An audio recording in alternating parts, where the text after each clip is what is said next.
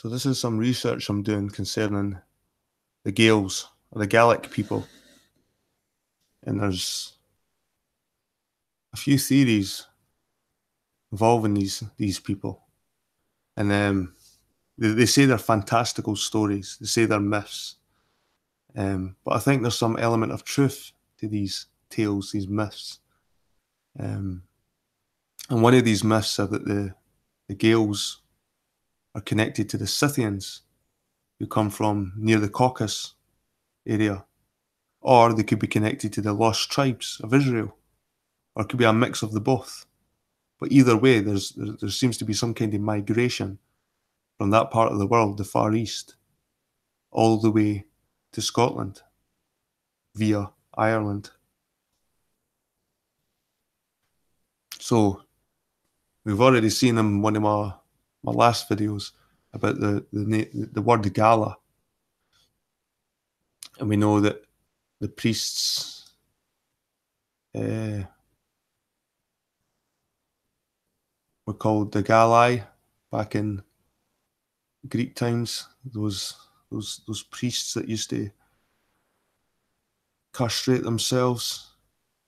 And I just think it's interesting, this Gala, this word Gala, because I think it's connected with obviously the Druids. It's connected with galaxy. Think about galaxy or galactic. They say it's a Greek. It means milky white. But I think it's because it was from the Gaels or the Galli that studied, the priests, the Druids that studied the stars. These Druids were powerful. If you knew how the celestial bodies functioned, if you knew about eclipses, if you studied the stars, you could be a very powerful person in ancient times. And these Gaels and Gallic people, I think, were studying the stars. And this is where the word galaxy and galactic comes from, not from milky, or white. Anyway, there's traces. I think Glasgow could even fall into this, but I'm trying to stick to the Gala. And it's similar to the migrational route that I showed you of my DNA and of the declaration of Arbroath, where they claim they came from Greater Scythia, because over here, this is the area of Greater Scythia, and we find quite a lot of names that relate to the Gaels, the Gallic people. We've got Galashki. I'm going to research each one of these cities individually to find why they have this name. But you can see as far as the Caucasus, we have a lot of influence. We see, this is very interesting, guys, funnily enough. We see that we've got Galileo and Galilee. Galileo Galilee, come on. Is this a joke? Galileo Galilee? And the Gaels looked at the stars. And who was Galileo Galilei? He was the leader of the heliocentric theory. He watched the stars. Is this some kind of joke, maybe? Anyway, we can see that the Gaels or the Gallic people had influences in these areas because they established towns and place names, and they haven't changed. Maybe some have changed over time because of the Islamic influence. But a lot of these places kept to their names, and same with the Roman influence. In Scotland, it's hard to find because of the Viking influence. A lot of places change names, but we find here that a lot of them kept their names as well.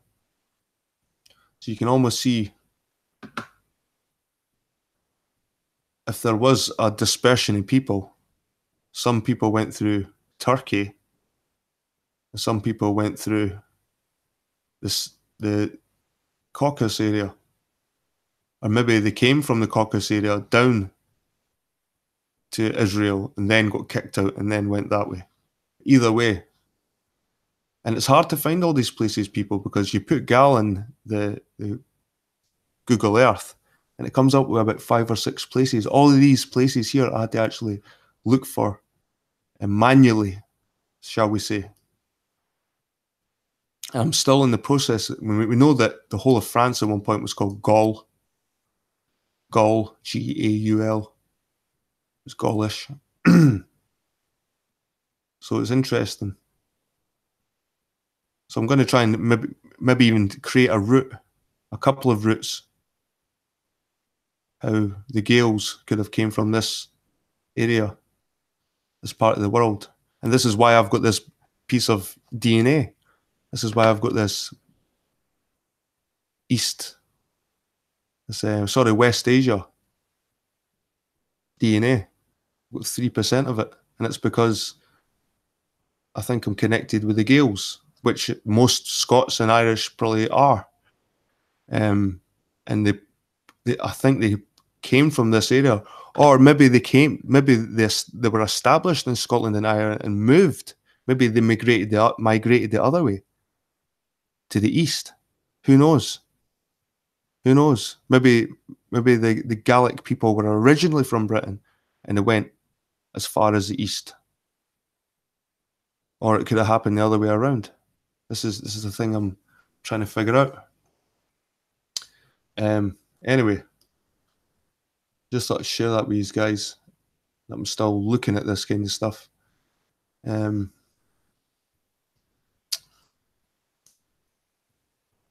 see. So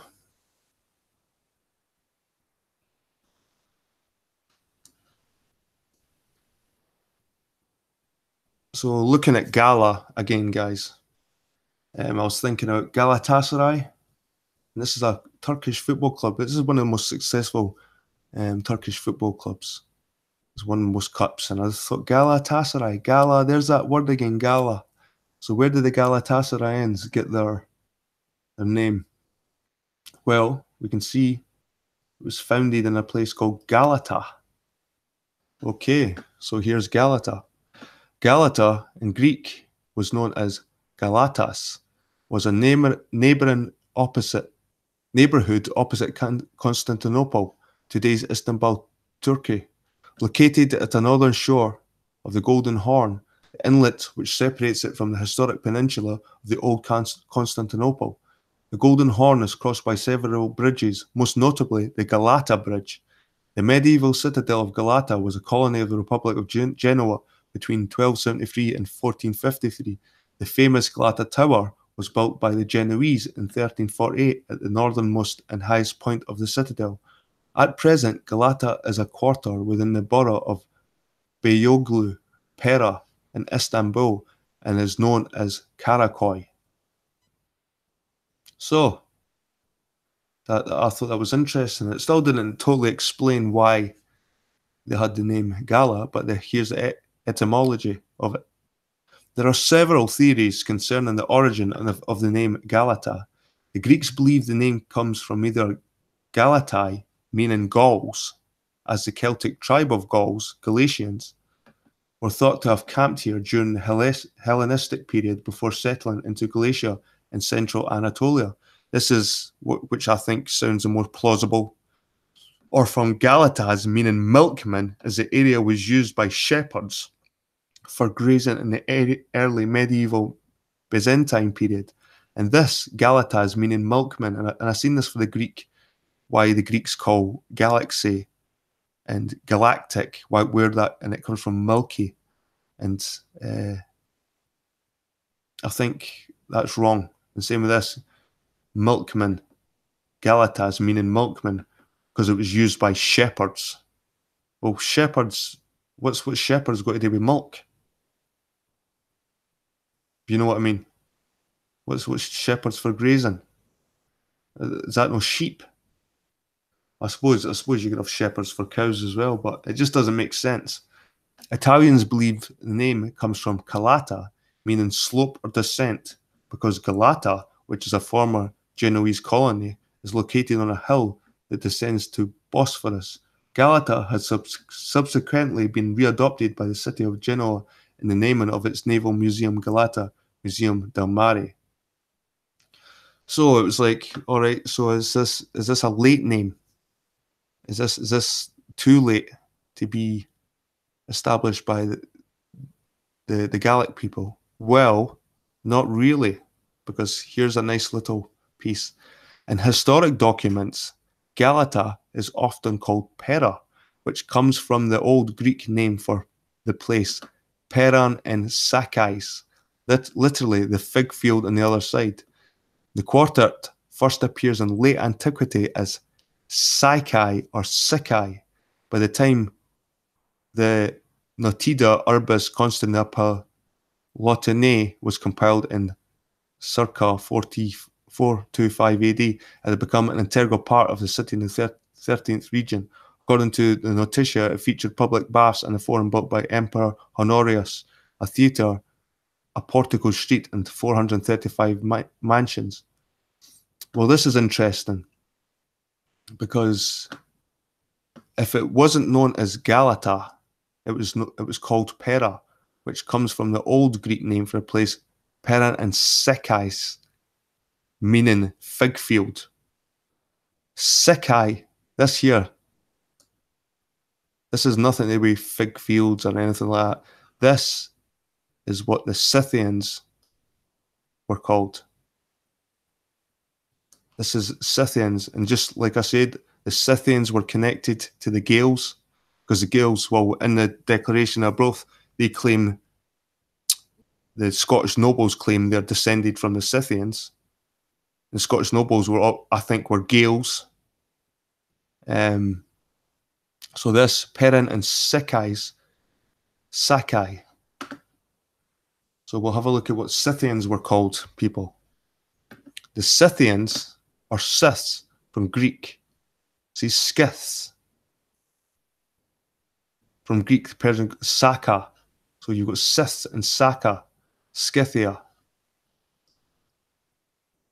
Sakai or Saka. So this has nothing to do with obviously the Italians are trying to hide it, or somebody's trying to cover up this Gaelic influence that was practically dominating Europe. It obviously dominated Europe, this Gaelic influence and this Gallic influence. Before the Romans rose to power, I think the Gallic people were in control of a lot of these places. And things like this Wikipedia, and I've debunked Wikipedia so many times, it's getting a habit now. But it's the same for the Gallic saying it, milky. So anyway, this was interesting. This is in the Bible, Acts 1:11, which also said, "You men of Galilee, why stand you gazing up into heaven? The same Jesus which is taken up from you into heaven." Anyway, the men of Galilee, why are you staring up at heaven? And it's just like they were studying the stars. I think this was a reference of the Gaels studying the stars. Why are you gazing up to heaven? You men of Galilee. I thought, you men of Galilee, who's the men of Galilee? So I typed in the man of Galilee. So the man of Galilee is a name for Jesus Christ. Like we've seen before on the Google Earth, the Sea of Galilee, Galileo, looking up at the stars, Galileo Galilei. It seems to be all intertwined for some reason. It seems to be a code. Maybe Galileo Galilei was a fictitious person made up just as a code for the old Gaels, the old Galli that used to study the stars. Anyway, this is the last bit concerning the Gal or Galilee. It's just these are quite interesting little things, I find. The return of Jesus to Galilee. The return of Jesus to Galilee is an episode in the life of Jesus which appears in 3 of the canonical Gospels: Matthew 4:12, Mark 1:14, and John 4:1-3, 4:43-45. It relates the return of Jesus to Galilee, upon the imprisonment of John the Baptist. According to the Gospel of John, the Pharisees heard that Jesus was gaining and baptizing more disciples than John, although in fact it was not Jesus who baptized, but his disciples. When the Lord learned of this, he left Judea and went back once more to Galilee. John's Gospel narrative refers to Jesus traveling through Samaria in order to reach Galilee and describes his meeting with a Samaritan woman at a well at Sychar. This could be another name by the Scythians in Samaria. In Mark's Gospel, Jesus' return to Galilee from the deserts after John's arrest following a period of solitude and temptation in Matthew's Gospel. In Matthew's Gospel, the narrative suggests that after his baptism, he had spent time in the desert, the holy city, Jerusalem, and in the mountainous area before he returned to Galilee. He left Nazareth, where he had grown up, and dwelt in Capernaum, which is by the Sea of Galilee, in the heart of the world, in a busy town, and near others on the shore of the sea, was full of fish, and on a great international highway. Jesus' return to Galilee marks the beginning of his public ministry in Galilee as he begins to preach there.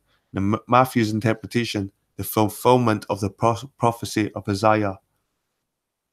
The land of Zebulun and the land of Naphtali, by the way of sea beyond the Jordan, Galilee of the Gentiles, the people who sat in the darkness have been in a great light, and upon those who sat in the region and shadow of death, light has dawned. So this is another piece that connects everything, I think, together in my mind. I've heard some people criticising me. A certain flat earther called Ali B thinks this is a lot of rubbish, but I'm presenting more evidence that there's a connection with the Holy Land and Britain than he has to prove that the Earth's bloody flat. Anyway, guys, my quest continues. Thanks for listening, and I'll see you all very soon. Cheers.